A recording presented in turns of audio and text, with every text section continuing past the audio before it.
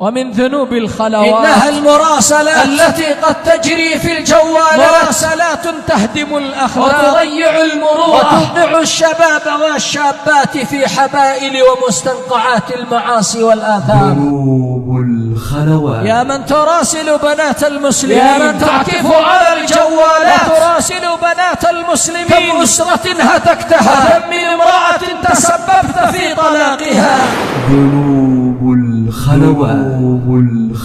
وكم من شابة جعلتها تعيش في مستنقع الأوهام. اتق الله فالله يراك، ولك أخوات ولك أمهات، وأيام لك زوجات وبنات. فمن دق الباب دق بابه، فمن دق الباب دق بابه، فإن أعراض المسلمين واحدة. هذه ذنوب الخلوات، بيوت تئن وشباب يئنون، يراسل الرجل إن تفاعلت المرأة بقبول رسالته وإلا جاء بكلمة عفوا أنا غلطان، عفوا أنا غلطان. الله يعلم، الله يرى، الله يسمع، الله مطلع، إنه الله، الله ناظر، الله حي، الله قيوم، الله سميع، الله بصير. تعتذر وتظن أنك فلت من الرحمن. لا والله، لا والله. ذنوب الخلوات ستهلكه، ذنوب الخلوات ستدمره، ذنوب الخلوات ستغير حياتك، ستحرم الأرزاق، ستقل البركة، ستبعد بينك وبين الخير، ستحل النقم، ستذهب عنك النعم، سيقل رزقك، احذر، ستنام على المهدئات، سيتغير عقلك، ستعيش من دكتور إلى دكتور، تبحث عن علاج للحالات النفسية، وما علمت أنها ذنوب الخلوات